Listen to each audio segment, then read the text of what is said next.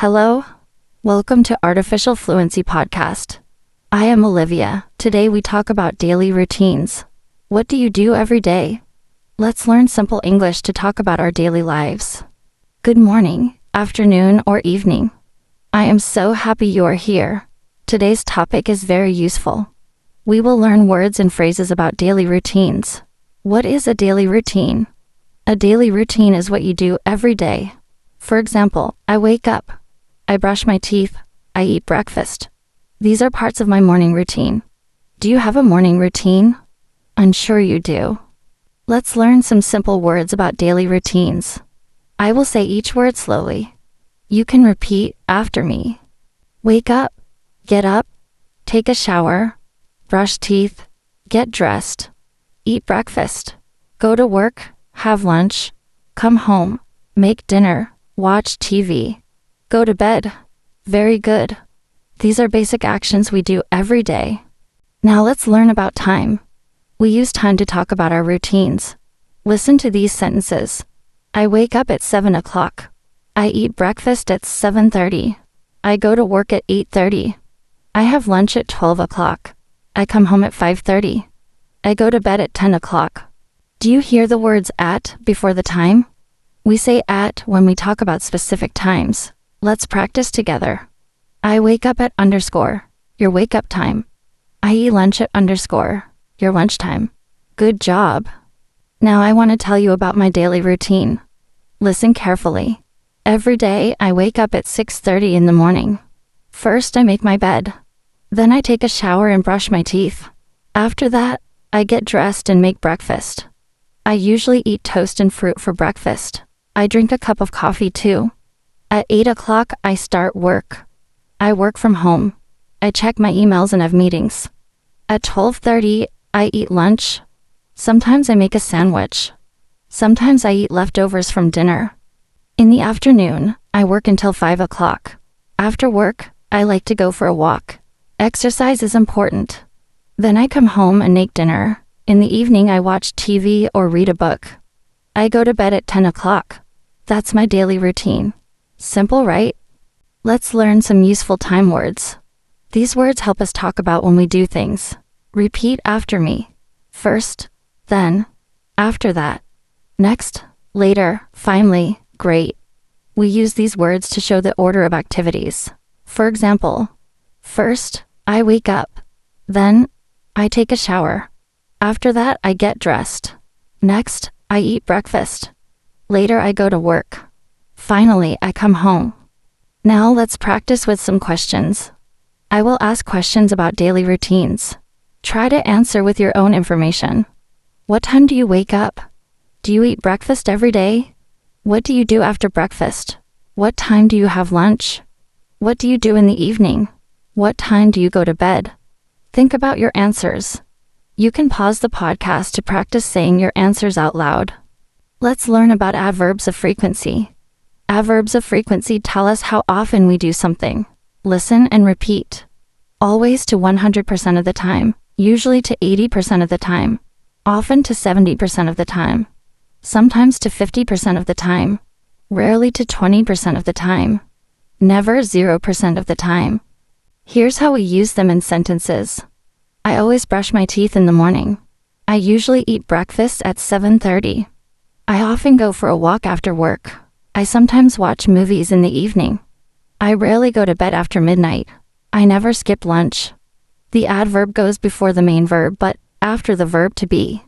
Example, I always eat breakfast, but I'm always hungry in the morning. Let's listen to Maria talking about her daily routine. Her English is simple and clear. Try to understand her routine. Hi, I'm Maria. Every day I wake up at 7 o'clock. I never wake up late. First I take a shower, then I get dressed and make breakfast. I usually eat eggs and toast. I go to work at 8:30. I work in a restaurant. I have lunch at 2 o'clock. I finish work at 5 o'clock. In the evening, I often meet friends or watch TV. I always go to bed at 11 o'clock. Did you understand Maria's routine? Let's check. What time does Maria wake up? 7 o'clock. What does she usually eat for breakfast? Eggs and toast. Where does she work? In a restaurant. What does she often do in the evening? Meet friends or watch TV? Good job listening.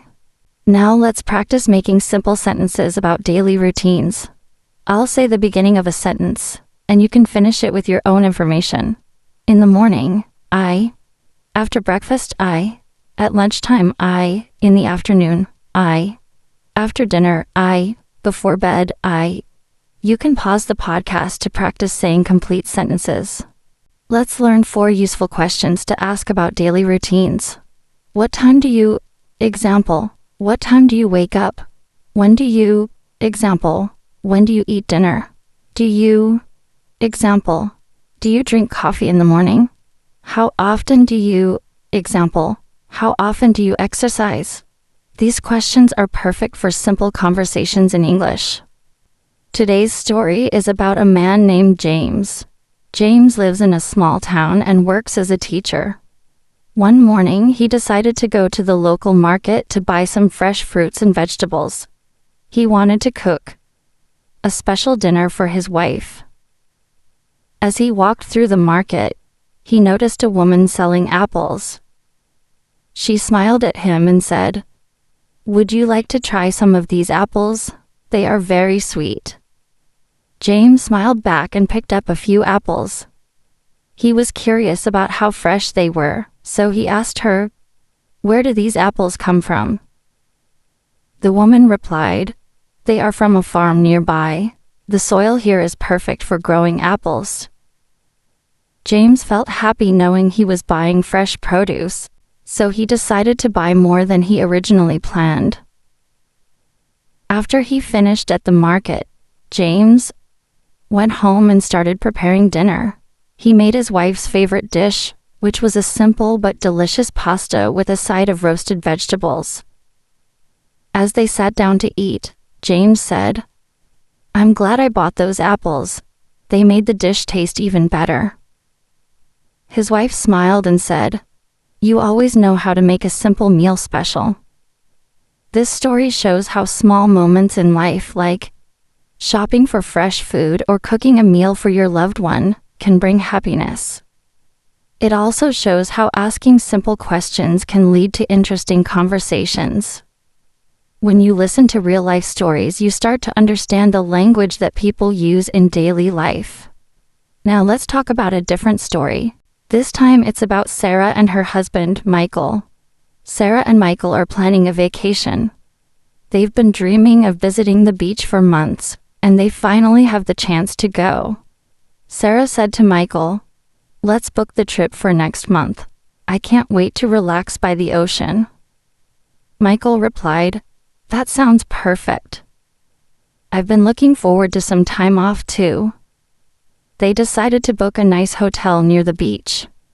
Sarah asked, "What activities do you want to do when we're there?" Michael said, "I want to go swimming and maybe try surfing. What about you?" Sarah smiled and said, "I just want to enjoy the sunsets and relax on the sand." In this story, Sarah and Michael are planning something exciting together. They are using simple, everyday English to talk about their vacation. Just like in the first story, you can see how people use language in casual, friendly conversations. Let's continue. This next story is a bit longer, and it will help you practice listening to everyday English. Remember, the more you listen, the more your brain gets used to the natural flow of the language. Let's begin. Our next story is about a man named Daniel and his wife Lisa. They live in a small apartment in Chicago. Daniel works as a delivery driver, and Lisa is a nurse at a local clinic. Both of them have very busy jobs, and sometimes it's hard to find time to relax together. One weekend, they decided to take a short trip to the countryside. They both felt they needed some fresh air and peace. On Friday evening, after Daniel finished his deliveries and Lisa came home from work, they packed a small bag with clothes, snacks, and a few books. Lisa said, "Let's leave early in the morning so we can enjoy the whole day outside." Daniel nodded and said, "Good idea. I'll get the car ready tonight so we don't have to rush tomorrow. The next morning, they left just after sunrise. The roads were quiet and the weather was perfect. The sky was clear and the sun was rising slowly. As they drove, they talked about many things: work, friends, plans for the future. It was a peaceful drive. Lisa looked out the window and said, "It's been a long time since we did something like this." Daniel smiled and replied, "Yeah, we really needed this." After about 2 hours, they reached a small town surrounded by farms and hills. There was a little diner on the main road, and they stopped there for breakfast. The diner was simple but cozy. A kind woman named Carol welcomed them and said, "Good morning. Sit anywhere you like." Daniel and Lisa found a seat near the window. They ordered pancakes, eggs, and fresh orange juice. While they waited for the food, Daniel looked around and said, after breakfast, they took a walk through the nearby fields. The air smelled fresh, and they could hear birds singing. They walked slowly, enjoying the moment. Lisa took a deep breath and said, "This is exactly what I needed. Just quiet, clean air and no noise." Daniel replied, "Same here. I think we should do this more often. It helps us reconnect." Later that afternoon, they visited a small farmer's market in the town square. Local people were selling vegetables, bread, honey, and handmade crafts. Daniel bought a jar of fresh honey and a loaf of warm bread. He told the seller, "This looks amazing. We don't get bread like this in the city." The old man behind the table smiled and said, "Made it myself this morning." Lisa also bought a hand-woven basket from a woman named Jenny. Jenny said, "My mother taught me how to make these when I was a kid. It takes a lot of time, but I love it." Lisa was impressed and said, "It's beautiful. I'll use it in our kitchen." After walking around for a while, Daniel and Lisa sat on a bench under a big tree. They shared the bread and honey and watched kids playing in the park nearby. Daniel looked at Lisa and said, "I know we're both busy, but let's try to take trips like this once a month." Lisa smiled and said, "I would love that. It helps us remember what's important." This story is a great example of how couples can use simple English to express their thoughts, feelings, and plans. They're not using difficult words, they're just being honest and relaxed. These kinds of conversations happen every day, and listening to them can help you understand how to use English naturally. Now let's hear about another person. Her name is Emily. Emily is a stay-at-home mom with 2 young children. Her husband, Robert, works as a mechanic. Every morning, Robert wakes up early to go to the garage. Emily wakes up with the kids and gets them ready for school. She makes breakfast, packs their lunch, and walks them to the school bus. One morning, Emily noticed her youngest child, Josh, was feeling sad. He didn't want to eat his breakfast. She sat next to him and asked, "What's wrong, Josh?" He looked down and said, "I forgot to do my homework." Emily stayed calm and replied, "It's okay. Let's do it quickly together before the bus comes."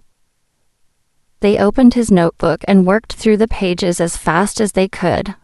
After a few minutes, Josh smiled and said, "Thanks, Mom." Emily kissed his forehead and said, "You're welcome. Just try to remember next time." Later that day, while the kids were at school, Emily cleaned the house and folded the laundry. She also made a list for the grocery store.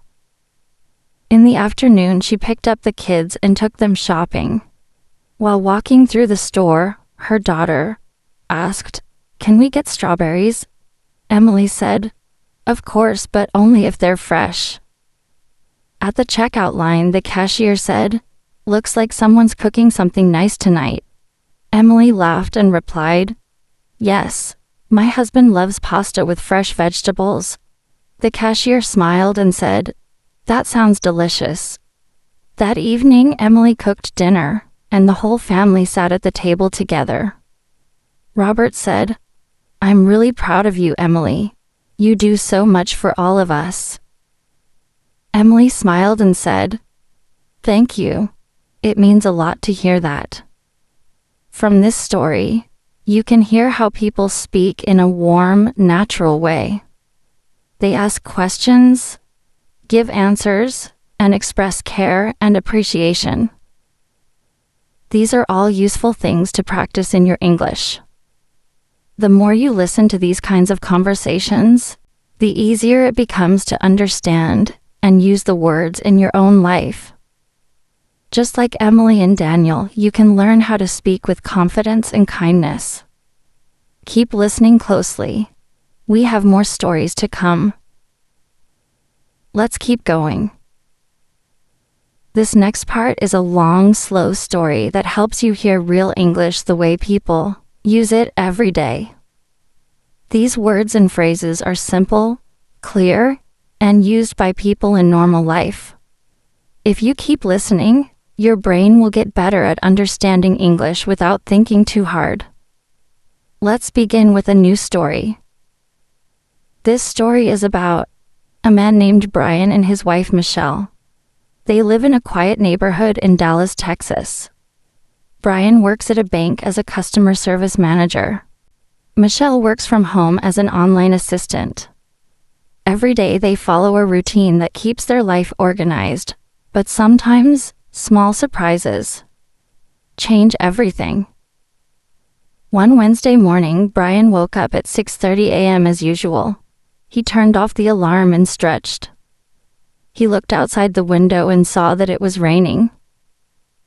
"Looks like I'll need an umbrella today," he said to himself. He quietly got out of bed so he wouldn't wake Michelle. She was still. Let's continue with another story that will help you practice understanding everyday English. This time, it's about a woman named Sarah and her husband James. They live in a small town in North Carolina, and their life is full of simple routines. But today, something unexpected happens. Sarah works at a local coffee shop. She loves making coffee for people, chatting with customers, and starting her day with a warm cup of espresso. James works as a teacher at the local high school. He's a history teacher, and he loves his job. Every day, they wake up early, share a quick breakfast, and then go about their day. On this particular morning, Sarah woke up early, just like always. It was a quiet day, and the sun was shining through the window. She stretched and got out of bed, being careful not to wake James.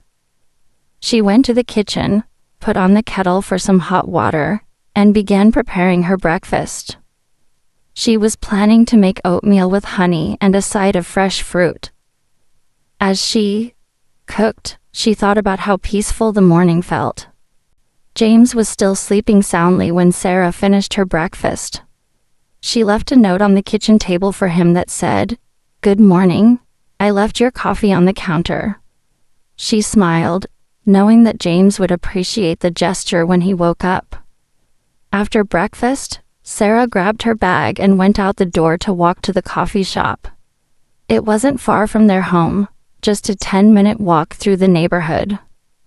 When she arrived at the coffee shop, she was greeted by her co-workers Max and Emily. Max was always joking around, and Emily was friendly but quiet. They worked well together, and Sarah enjoyed their company. She started her shift by preparing the morning's pastries and checking the coffee machines to make sure everything was ready. Soon, customers began to trickle in, ordering their morning lattes, cappuccinos, and muffins. The coffee shop was busy, but Sarah was used to the rush. Around mid-morning, Sarah's phone buzzed with a message from James. "Can you come by and pick up the mail? I forgot to grab it this morning." Sarah smiled, knowing that James always had a lot on his plate. She quickly finished what she was doing, grabbed her coat, and walked back home to get the mail. When she arrived, she found a letter from the bank in the mailbox. It looked important. Sarah opened the letter and read it carefully. It was a notice about an increase in their mortgage payment. Sarah sighed.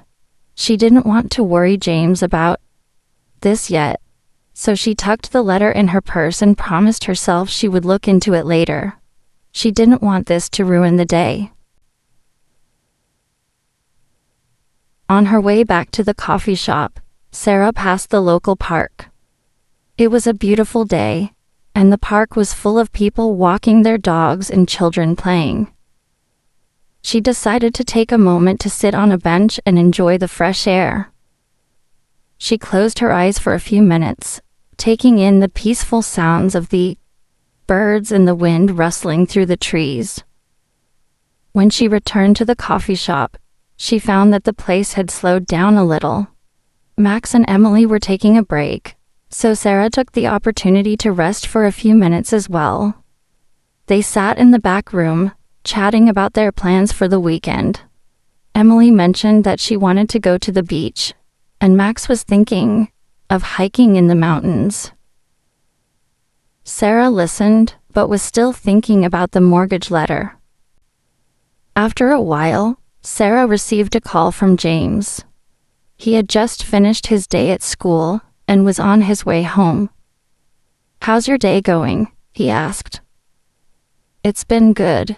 Busy, but okay," Sarah replied. "I need to talk to you about something when you get home." James didn't ask any questions. "I'll be home in about 20 minutes. See you then." When James got home, Sarah was sitting at the kitchen table looking at the letter again. She hadn't opened it fully yet. James came in and kissed her on the cheek. "What's going on?" he asked, noticing that Sarah seemed a little worried. "I got a letter from the bank," Sarah said. "It's about the mortgage. They're raising the payment next month." James frowned, sitting down beside her.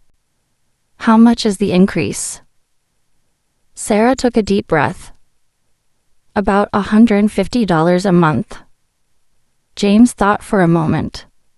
"Well, we can look at our budget and see where we can cut back. Maybe we can save a little more each month to cover it. I know it's not easy, but we'll figure it out." Sarah smiled at him. "I know we will. I just didn't want to worry you." James put his hand on hers. "We're in this together." After their conversation, Sarah felt much better. They decided to talk more about it over the weekend, but for now they had dinner to prepare. Sarah started making her famous spaghetti with marinara sauce, while James set the table and opened a bottle of red wine. They didn't talk much during dinner. They were both tired, but they enjoyed the meal and each other's company. Later that night, after dinner, they sat on the couch and watched a movie. It wasn't anything special, just a simple comedy. They laughed at the jokes and shared stories about their day. Even though the day had started with some small worries, it ended on a peaceful note. Sometimes, life throws small challenges your way, but having a partner to share them with makes all the difference. This story shows you how to talk about daily life situations. Words like mortgage, budget, payment, and increase are helpful when discussing finances. The way James and Sarah handle their problems shows how couples communicate calmly and support each other. They don't panic. They work together to find a solution. Listening to stories like this helps you learn everyday vocabulary and understand how people talk when they're facing small challenges. Now, let's look at another story. This one is about Tom and his wife. Laura, who live in Chicago. Tom works as a software engineer, and Laura is a nurse at a local hospital. Both of them have busy schedules, but they make sure to spend quality time together when they can. One evening after Tom finished his work, he and Laura decided to go out for dinner. They hadn't gone out in a while, so they were both excited. They chose a small Italian restaurant in their neighborhood that they had been wanting to try. The restaurant was cozy and had a warm atmosphere, with soft lighting and a few candles on each table. When they sat down, the waiter gave them the menu. Laura looked through the options and said, "I think I'll have the lasagna. What about you?" Tom smiled. "I think I'll try the pizza tonight." They both ordered their meals and started chatting while they waited for their food. Tom told Laura about his day at work, how he had been coding for hours, trying to solve a problem with a software update. Laura shared stories about her patients and how she helped a woman give birth to a healthy baby earlier that day. Their food arrived, and they both took a bite. The lasagna was creamy and full of flavor, and the pizza had the perfect amount of cheese and tomato sauce. They both agreed that the food was amazing. As they ate, they talked about their plans for the weekend. Laura wanted to visit her parents in the countryside, and Tom was thinking about going hiking with his friends. They both smiled at the thought of taking a short trip away from the city. After dinner, they walked back home together, enjoying the cool evening breeze. Laura took Tom's arm, and they talked about everything and nothing, just enjoying each other's company. It was one of those simple nights that reminded them of how important it is to spend time with the people you love. This story is another example of how people talk in real life. The vocabulary is simple and easy to understand, and the conversation is calm and friendly. Tom and Laura use words like menu, order, meal, and hiking in a normal conversation. These are common words you'll hear when talking about food or plans with friends and family. Just like the other stories, listening to this kind of conversation will help you get used to real English. You'll start to feel more confident when you listen to people in everyday situations. You'll also get better at understanding how people express their feelings and thoughts clearly, even when they're talking about simple things. Keep practicing, and soon, you'll find yourself speaking English more naturally. All right, let's continue with another story that will help you practice your listening skills. This time, it's about a couple, Steve and Emily, who live in Los Angeles. They've been married for 5 years and have a small apartment in the city. They both work hard, but they also know how to make time for each other and enjoy the little things in life. One Saturday morning, Steve woke up early. He had a big project at work and wanted to get a head start on it, but Emily was still sleeping. She had worked late the night before, and Steve didn't want to disturb her. He quietly got out of bed and went into the kitchen to make himself a cup of coffee. He liked starting his day with a warm cup of coffee. As he sipped his coffee, Steve looked out the window. The sun was shining, and there were a few people walking their dogs outside. It was a beautiful day, and Steve felt grateful for the calmness of the morning. He decided to take a short walk before starting work. He didn't want to stay inside all day, staring at the computer screen. He went out for a 20-minute walk around the neighborhood. The streets were peaceful, and Steve enjoyed the fresh air. He passed by a small park where kids were playing, and he smiled as he watched them run around.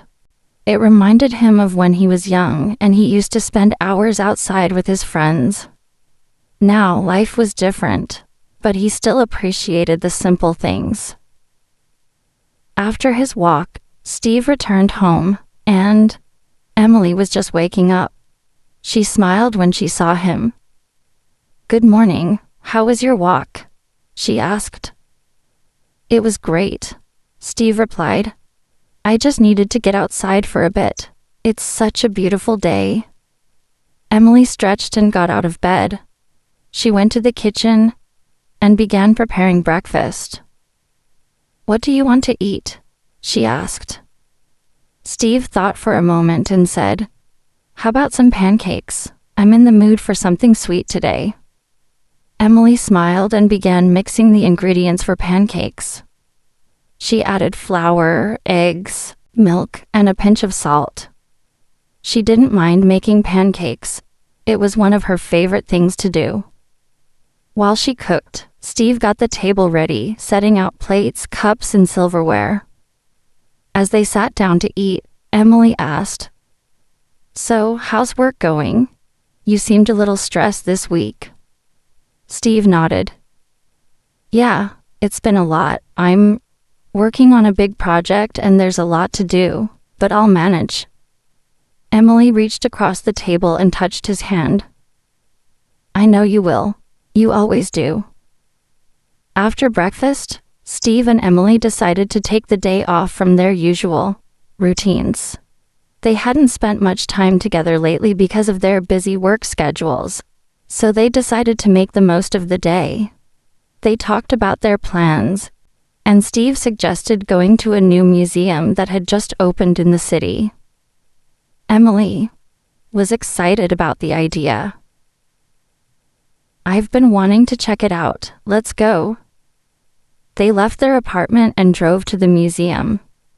It was a modern art museum with bright colors and interesting shapes. Emily was particularly interested in the contemporary art exhibits, while Steve liked the photography section.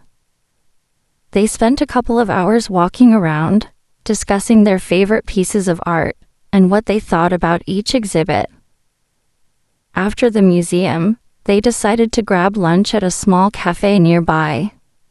Emily ordered a salad with grilled chicken, and Steve ordered a sandwich with avocado and turkey. As they ate, they talked about everything and nothing.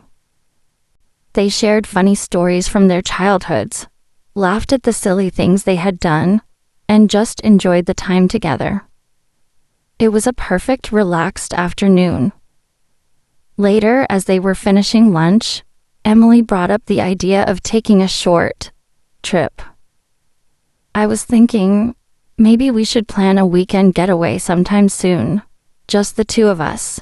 It's been a while since we went on a trip together. Steve smiled. That sounds great. Where do you want to go? Emily thought for a moment. How about Santa Barbara? It's only a couple of hours away and it's beautiful. We could stay at a nice hotel by the beach. Steve agreed. That sounds perfect. Let's do it.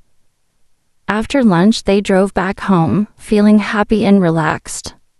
When they got back to their apartment, they spent the rest of the day doing simple things, watching a movie, cooking dinner, and enjoying each other's company. It wasn't a fancy day, but it was exactly what they needed. Later that evening, as they sat on the couch watching TV, Steve said, I'm really glad we took today off. It was nice to just relax and spend time together. Emily smiled and leaned her head on his shoulder. Me too. Sometimes we get so caught up in work that we forget to enjoy the little things. Steve nodded. I think we should do this more often. This story about Steve and Emily is another great example of how people in real life talk about their daily activities and plans. They use simple vocabulary like breakfast, pancakes, museum, and trip in their conversation. These are all common words you can use when talking about your own daily life. The way Steve and Emily communicate with each other is relaxed and supportive. They listen to each other, share their thoughts, and make plans for the future. This is how most people talk in everyday situations. By listening to stories like this, you'll get better at understanding how English is used in real conversations. Now, let's move on to another story. This one is about John and his wife Kate, who live in Boston. John works as a lawyer, and Kate is a graphic designer. They don't have much free time, but they always make sure to spend One Saturday morning, John woke up early, as usual. He had a meeting later in the day and needed to prepare for it. Kate was still sleeping, so John decided to get up and go for a run in the park. He loved running because it helped him clear his mind and get some exercise before a busy day. As he ran through the park, John noticed how quiet it was. There weren't many people out yet, and the air was fresh and cool. He ran for about 30 minutes listening to the sound of his feet, hitting the pavement and the birds chirping in the trees. Running was one of his favorite ways to start the day. After his run, John returned home and found Kate in the kitchen, making coffee. "Good morning," he said, stretching his arms. "How's your day going so far?" Kate smiled and handed him a cup of coffee. "It's going well. I've got a couple of projects to work on today, but nothing too stressful." They sat down at the kitchen table and talked about their plans for the weekend.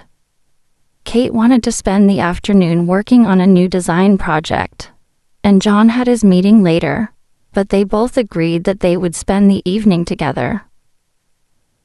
"Maybe we could go out for dinner tonight," John suggested. "We haven't done that in a while." Kate agreed. "That sounds nice. How about that Italian restaurant we like?" John smiled. "Perfect. It's been a while since we went there." After breakfast, John went to work, and Kate started working on her project. When he returned home later that afternoon, he found Kate still working, but she looked up and smiled when he walked in. "How was your meeting?" she asked. "It went well," John replied. "It was a little long, but we got everything sorted out." That evening, they went to the Italian restaurant, enjoying a quiet dinner and talking about their week. They didn't rush, just enjoying the time together. It was a simple, peaceful evening that reminded them of the importance of balancing work with relaxation and quality time with loved ones. This story highlights how people talk about their routines and the little things that make their day. Words like run, coffee, projects, and meeting are useful when talking about your own daily activities. John and Kate's story also shows how couples support each other and make time for each other, even when life gets busy. Listening to these kinds of stories will help you get better at understanding how people use English in everyday situations. You'll also get a better idea of how to express your own thoughts and feelings in English, whether you're talking about your morning routine, your work, or your plans for the weekend. Keep practicing, and soon, you'll be able to speak more naturally and confidently. Let's dive into another story. This time, I want to share a story about two friends, Mike and Sarah, who live in Chicago. Mike works as a software developer, and Sarah is a nurse. They both have very different jobs, but they've been close friends since they were kids. Even though their jobs keep them busy, they always find time to hang out on weekends and share their thoughts about life. One Friday evening, after a long work week, Mike and Sarah decided to go out to their favorite pizza place. It's a small, family-owned restaurant near their apartment, and they both love it. The pizza is made with fresh ingredients, and they always get a personal-sized pizza, so they can try different toppings. It's their little tradition, and they always look forward to it at the end of the week. That Friday, Mike finished work a little earlier than usual. He called Sarah to see if she wanted to meet up for dinner. "Hey, what do you think about going to Luigi's for pizza tonight?" Mike asked. Sarah was already looking forward to it. "Sounds great," she said. I've had a busy day and I could really go for some pizza. They met up at Luigi's around 7 p.m. The restaurant was cozy, with dim lights and a few people chatting in the background. The smell of pizza dough and garlic filled the air as they walked in. They sat at their usual table by the window, where they could watch people walk by. They both felt relaxed after a long week of work, and the pizza was exactly what they needed to unwind. As they waited for their pizzas, they started talking about their week. Mike shared some of the challenges he had faced at work. He had been working on a new software project that had some difficult bugs to fix. "It's been frustrating," Mike said, "but I'm getting through it. I just have to be patient and keep going." Sarah nodded, understanding the pressure that comes with work. "I get it. It's the same with nursing. Some days are really tough, especially when there are a lot of patients to take care of. But I love helping people, so it's worth it." Mike smiled. "Yeah, I think that's what makes our jobs rewarding. We both get to help others in our own way." After a few minutes, the waiter brought their pizzas to the table. They both looked at their pizzas and smiled. Sarah's pizza had mushrooms, spinach, and extra cheese, while Mike's had pepperoni, green peppers, and olives. They took their first bite, and it was just as delicious as they remembered. As they ate, they continued talking. Mike mentioned that he had been thinking about taking a vacation soon. He needed a break from work and wanted to go somewhere relaxing. "I was thinking about going to the beach, maybe somewhere in Florida," Mike said. Sarah was excited about the idea. "That sounds awesome. I've always wanted to visit Florida. You should definitely go for it." They spent the rest of the meal talking about different vacation spots and what they would do if they could take a week off. Sarah talked about how she loved the idea of visiting a quiet beach, reading books, and just relaxing by the water. Mike agreed. "I think it would be great to just spend some time away from the screen and enjoy the outdoors." After finishing their pizzas, they decided to take a walk around the neighborhood. The weather was nice, with a cool breeze in the air, and the streets were calm. They walked for about 20 minutes, talking about life, their favorite memories, and their future plans. It was a simple evening, but it was one of those moments that made their friendship feel even stronger. The next day, Mike and Sarah had plans to visit a farmer's market in the morning. They both liked buying fresh produce and supporting local farmers. They woke up early, grabbed coffee from their favorite cafe, and headed to the market. The market was filled with colorful fruits and vegetables, and the smell of fresh bread and flowers was everywhere. As they walked through the market, Sarah picked out some apples and tomatoes, while Mike grabbed a loaf of sourdough bread. They stopped by a booth that sold homemade jams and picked out a jar of strawberry jam to take home. "This will be perfect for breakfast tomorrow," Sarah said, smiling as she held the jar. After spending some time at the market, they decided to go for a walk in the park. The park was just a few blocks away, and it was a beautiful day to be outside. As they walked, they saw families having picnics, children playing with their dogs, and couples walking hand in hand. It was peaceful, and Mike and Sarah enjoyed the chance to relax and chat. At one point, they sat on a bench near a pond and watched the ducks swim. "It's nice to just sit here and do nothing for a while," Mike said. Sarah agreed. "Yeah, sometimes we get so caught up in our work that we forget how important it is to take a break and enjoy the little things." After a while, they got up and continued walking. They talked about their plans for the future and how they wanted to keep traveling and exploring new places. They both dreamed of visiting new countries and experiencing different cultures. "I've always wanted to go to Europe," Sarah said. "There are so many beautiful cities to see, like Paris and Rome." Mike nodded. "That sounds amazing.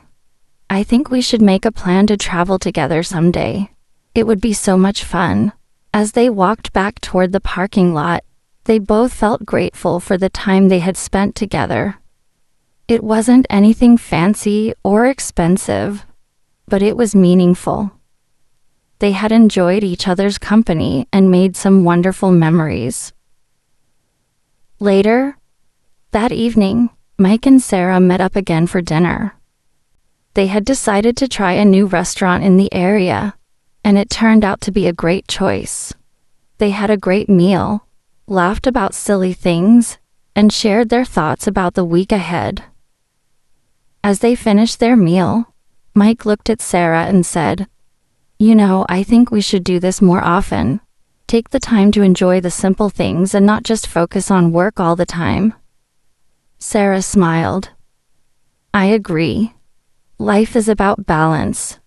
We can work hard, but we also need to take care of ourselves and spend time with the people who matter most." That night, as they said goodbye, they both felt a sense of calm and happiness. They had spent the day doing things they loved, eating good food, enjoying nature, and having meaningful conversations. They knew that no matter how busy life got, they would always make time for each other and the things that truly mattered. This story about Mike and Sarah shows how important it is to find balance in life. They both work hard, but they also understand the value of taking breaks and enjoying time with friends. By listening to stories like this, you can learn new words and phrases that are useful in everyday conversations, such as farmer's market, vacation, picnic, and sourdough bread. It also teaches you how people talk about their routines, make plans for the future, and share their thoughts with others. These are all things you can use when you're speaking English, whether you're talking about your own experiences or having a conversation with a friend. Keep practicing, and soon you'll be able to use these words and phrases in your own conversations. Now let's move on to a new story. This one is about two co-workers, Greg and Jessica, who live in New York City. Greg works as a graphic designer, and Jessica is a marketing specialist. They've been working together for a few months now, and they've become good friends. Even though they're busy with work, they always find time to grab lunch or chat during breaks. One Tuesday afternoon, Greg and Jessica decided to go out for lunch. They had been talking about trying a new restaurant that had opened nearby, and today was the day they finally decided to check it out. It was a trendy sushi place with a modern design, and they were both excited to try something new. As they walked into the restaurant, they were greeted by a friendly hostess who showed them to a table by the window. The restaurant had a sleek, clean design with bamboo walls and soft lighting. It was quiet, but there was a peaceful energy in the air.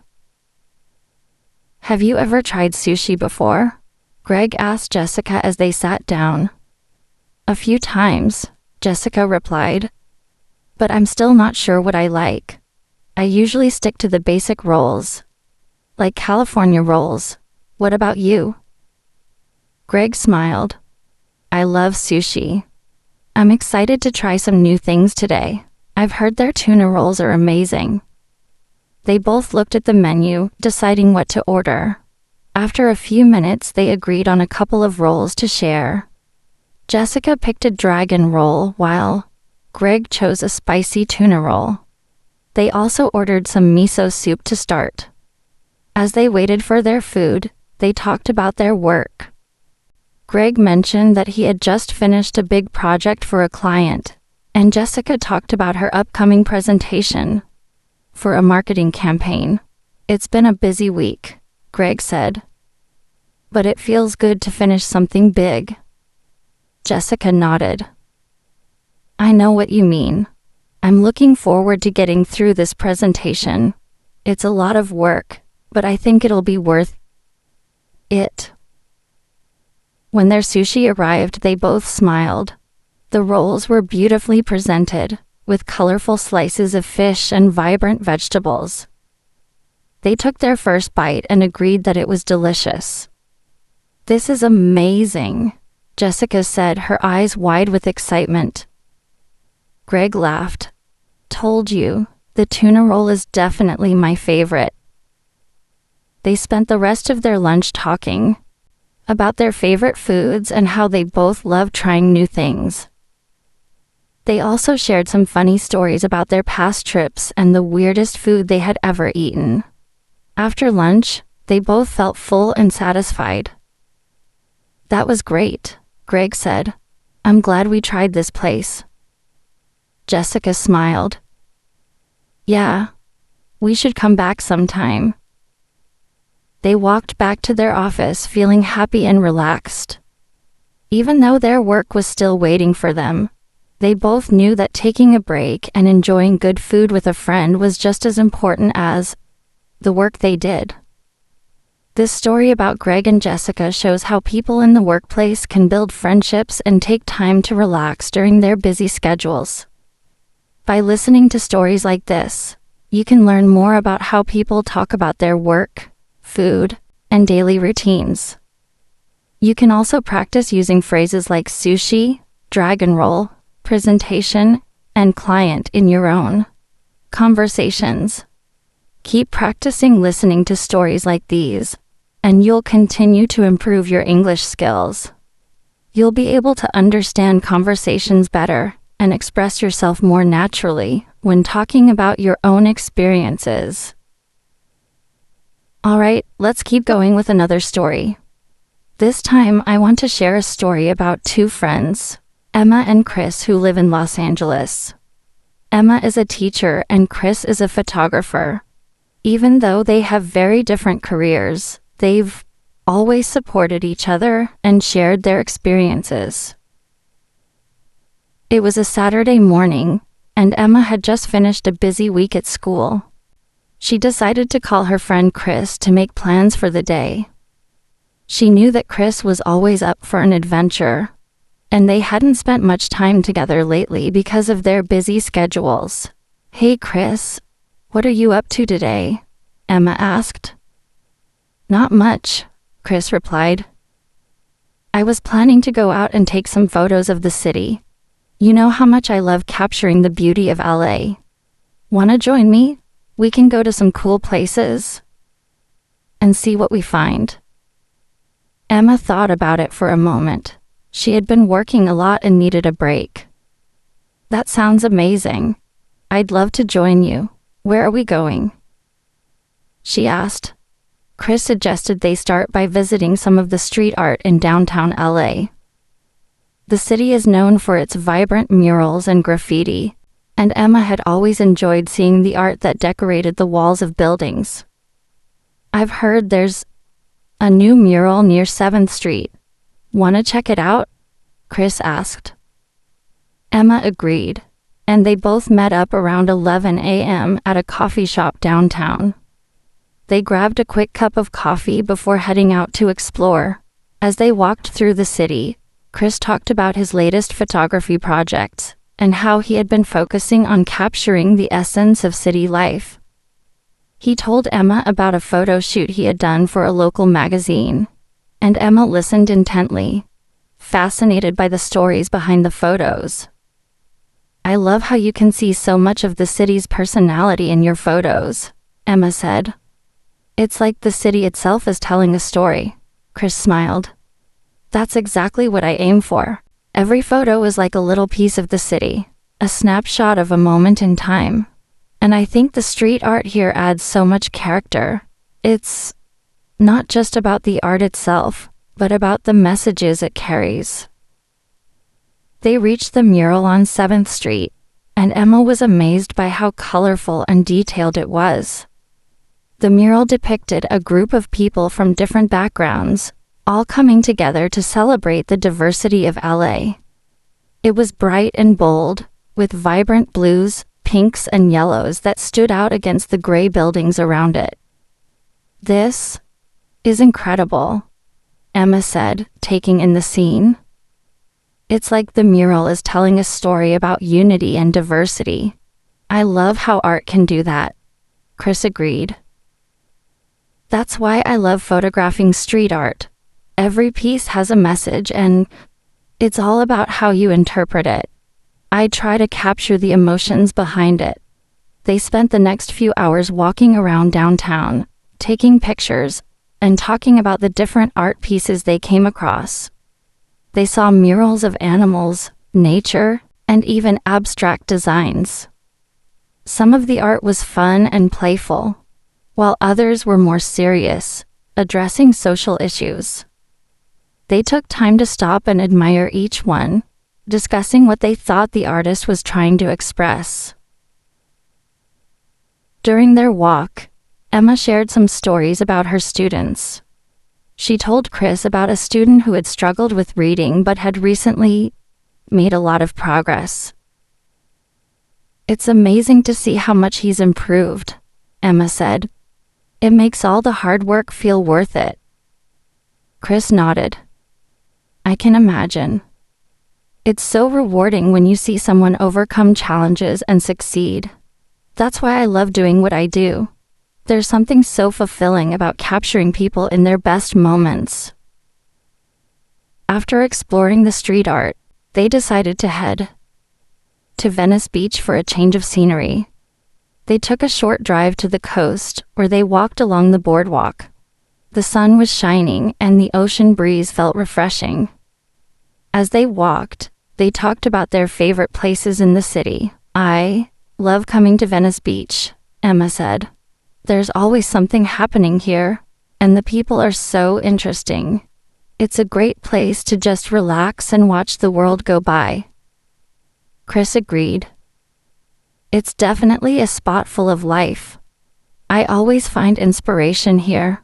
The energy of the beach, the mix of people, it's all so unique." They stopped to watch some street performers playing music and dancing. Emma couldn't help but smile as she watched the crowd enjoying the show. "This is what makes LA so special," she said. "There's always something exciting going on." As the afternoon turned into evening, they sat down on the beach, watching the sunset. The sky turned shades of pink and orange as the sun dipped below the horizon.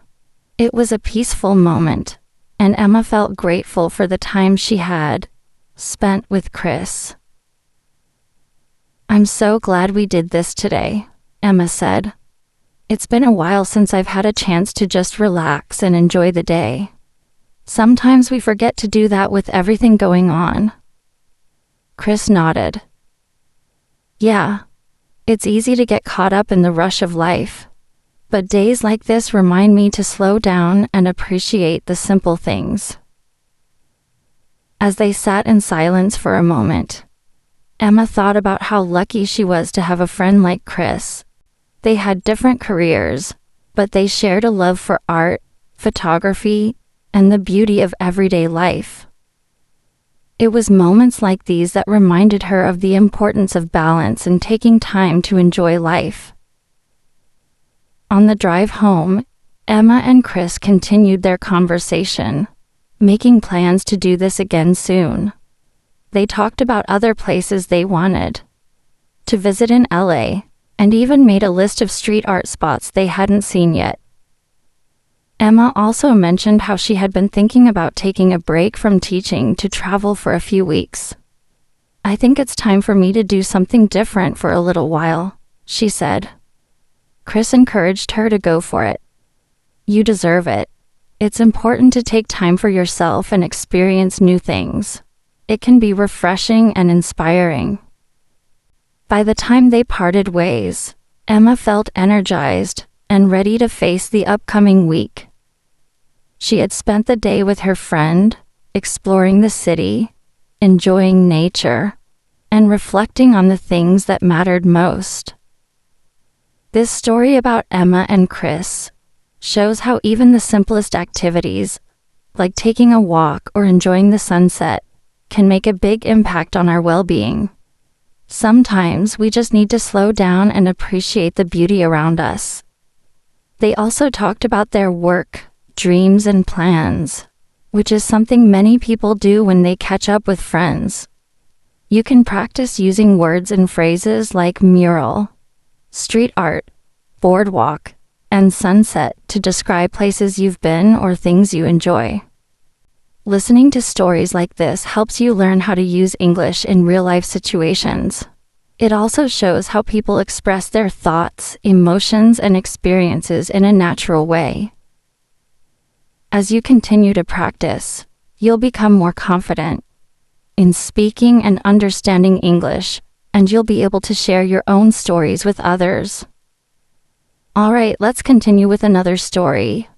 This time, I want to share a story about a couple of friends, Mike and Rachel, who live in Chicago. Mike is a software engineer, and Rachel is a nurse. They've known each other for years, and even though their jobs are very different, they always find time to hang out and catch up.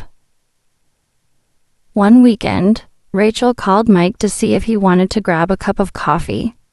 She had just finished a long shift at the hospital, and she was feeling a little tired but still wanted to catch up with Mike. Mike was always a great listener, and she knew it would be nice to talk with him after a busy week. "Hey Mike, how's it going?" Rachel asked as she picked up her phone. "Hey Rachel, I'm doing well. How about you?" Mike responded, his voice cheerful. "Honestly, I'm pretty tired after my shift at the hospital," Rachel admitted, "but I thought it'd be nice to get some coffee and relax for a little bit. Are you up for it?" Mike thought about it for a second and said, "I'm always up for coffee. Where do you want to go?" Rachel suggested a cozy cafe downtown that she had been to a few times before. "I love this little place called the Green Bean. It's quiet, and they have the best lattes. Want to meet me there in about 20 minutes?" "That sounds perfect. I'll see you there," Mike said before hanging up. When Mike arrived at the cafe, he saw Rachel already sitting at a table by the window. She was sipping on a latte and reading a book. As he walked in, Rachel looked up and waved. "Hey Mike," she greeted him with a smile. "I saved you a seat. The lattes here are so good." Mike smiled and sat down across from her. "You always pick the best places, Rachel. This looks great." They both ordered their drinks, and after a few minutes, the barista brought over their lattes.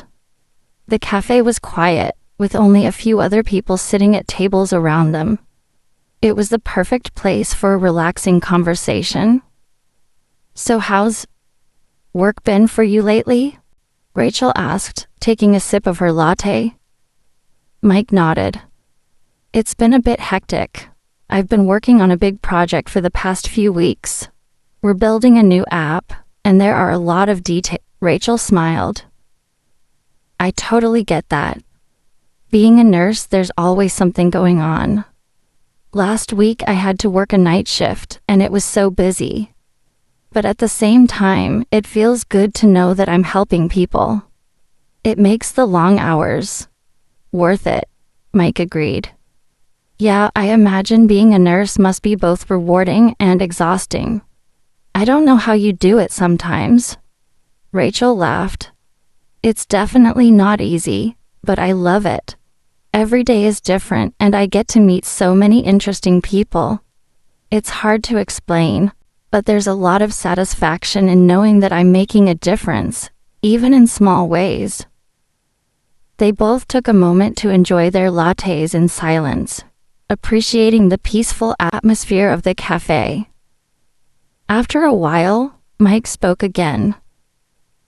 "You know, I've been thinking about taking a short vacation soon. I haven't had a real break in a while, and I think it would be nice to get away for a bit." Rachel looked at him with interest. That sounds like a great idea. Where do you want to go? I was thinking about heading to the mountains for a few days, Mike said.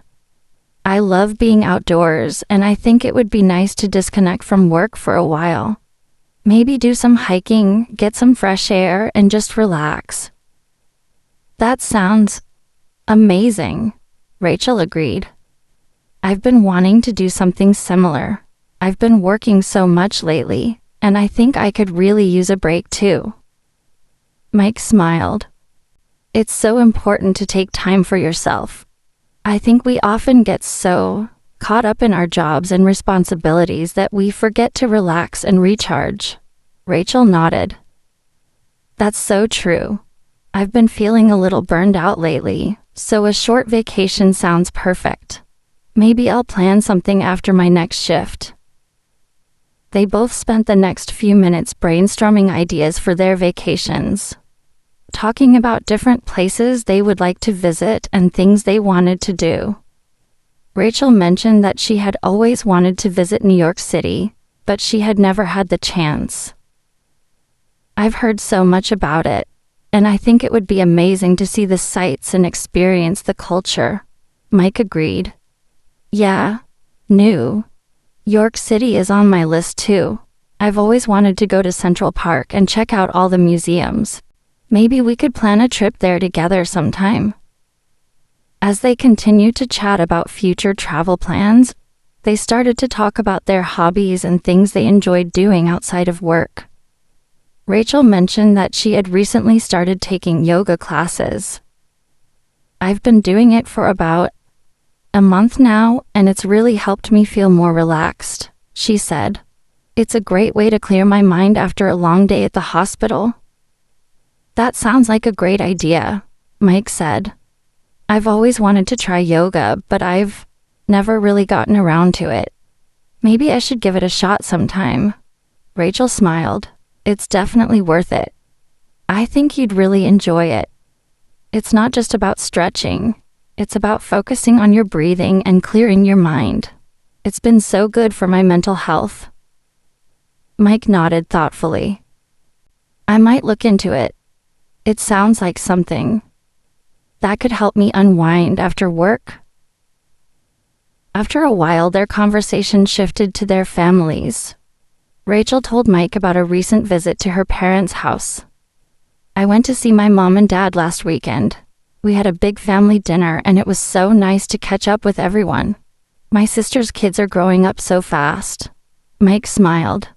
That sounds like a lot of fun. Family dinners are always a great way to reconnect. He then shared a story about his own family. I recently visited my brother in Boston. He's been living there for a couple of years now, so it was nice to spend some time with him. We went to a baseball game at Fenway Park, and it was awesome. It was the first time I'd seen him since he moved, so we had a lot of catching up to do. Rachel smiled warmly. That's so nice.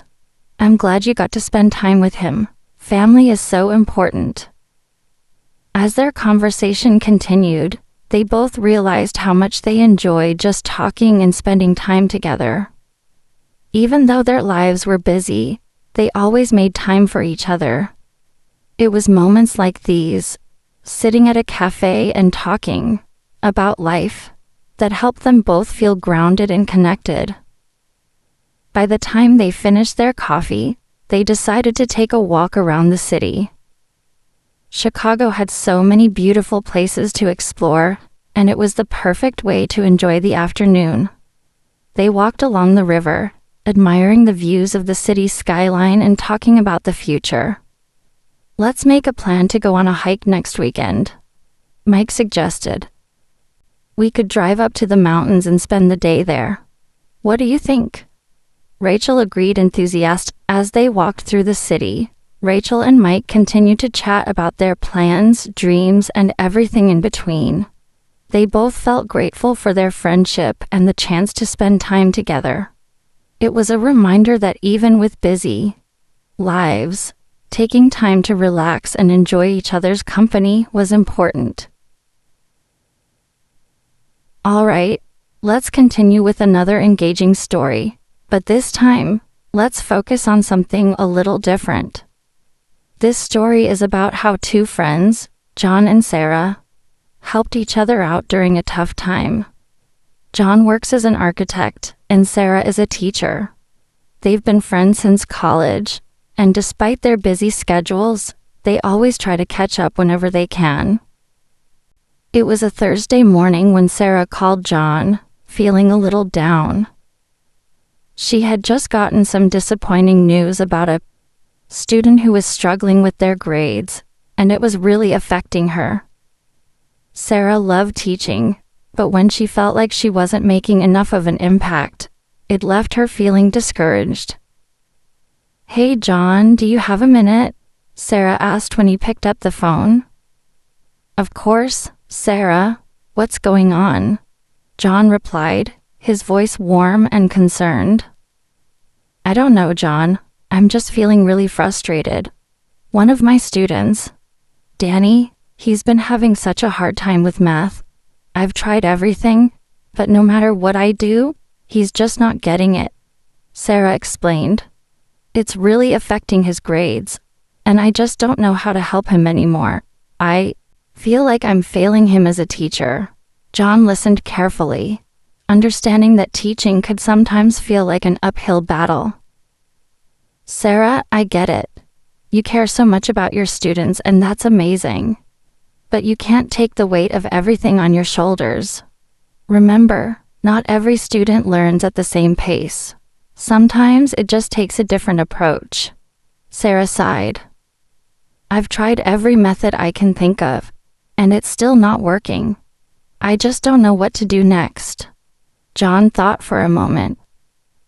"What if you try breaking the lessons down into smaller steps? Maybe Danny is overwhelmed by how much he needs to learn all at once. If you can give him one small thing to focus on at a time, it might make it easier for him to understand." Sarah paused. That might work. I'll give it a try. Thanks for the suggestion, John. I needed someone to talk to." "No problem at all, Sarah. You're an amazing teacher. Sometimes all it takes is a little change in perspective, and I know you'll find the right way to help him." They chatted for a few more minutes, and Sarah felt a little better knowing that John was there for her. She decided she would try breaking down the lessons into smaller pieces and see if that made a difference for Danny. Later that day, she tried it with her class, and she saw some improvements. Danny was still struggling, but he seemed less overwhelmed, and Sarah felt like she was finally making some progress. The next day, Sarah felt like she needed to take a break, so she called John to see if he wanted to grab some lunch. "Hey, John, I'm feeling a little better today. Want to go out for lunch and talk more about this?" "Sure, I'd love to," John said, glad that Sarah was feeling a bit better. They met up at a cafe nearby, and Sarah began to explain how she had applied John's advice and had seen some improvement. "I think breaking things down really helped. It's not perfect yet, but I can see that Danny's starting to understand more. It's a small victory, but it feels good." "I'm so glad to hear that, Sarah," John said. "It's always the small victories that matter the most. Helping one student at a time is what makes you such a great teacher."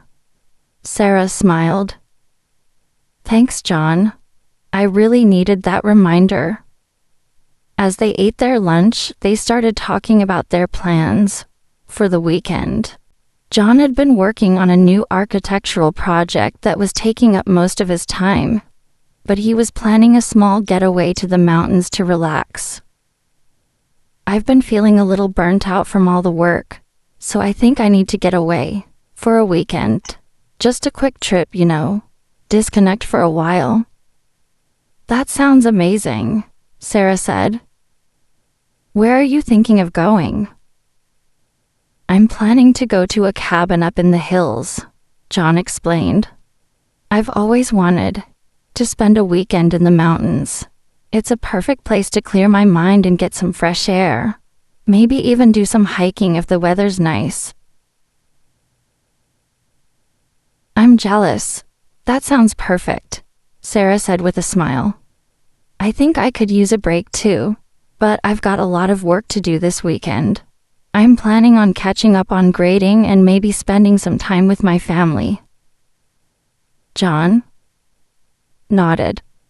Family time is always important. I'm sure you'll find a way to balance everything. You always do.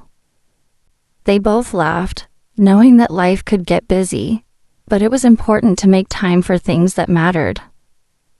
Sarah finished her lunch and felt much better. John's advice had helped her with her work, and she was feeling more confident in her teaching again. But more than that, she was grateful for their friendship. I've been meaning to ask, John said as they finished eating. Have you ever thought about taking a trip to New York City? I've been there a few times and it's always such a great place to visit. I've always wanted to go, Sarah said excitedly. There's so much to see there. The museums, Broadway shows, Central Park. I've heard so many good things about it. John smiled. It's definitely worth it. If you ever want to plan a trip, let me know. I'd love to go back. Sarah laughed.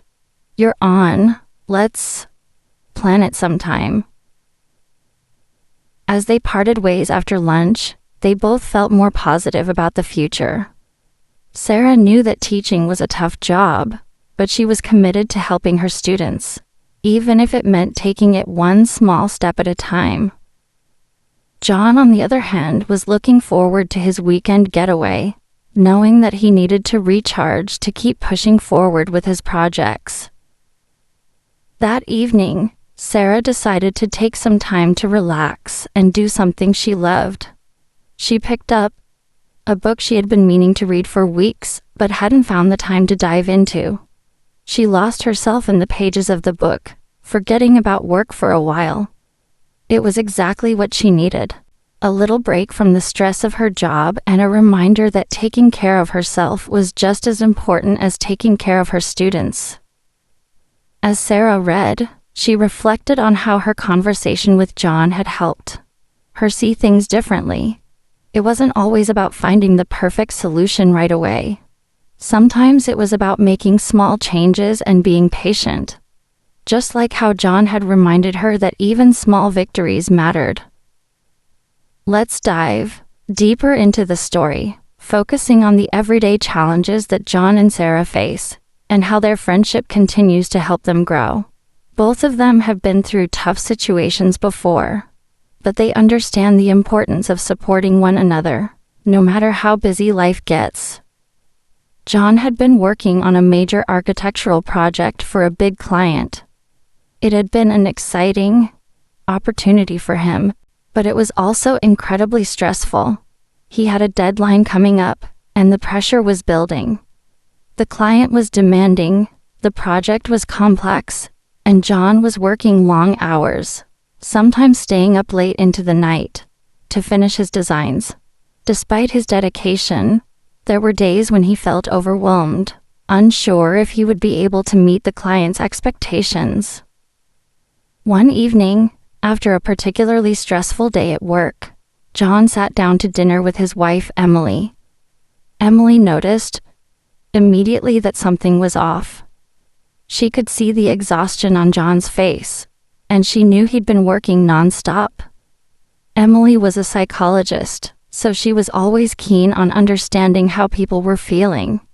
She sat across from him at the dinner table and asked, "John, how are you really doing?" John looked at his plate, trying to find the right words. "I'm just so tired, Emily.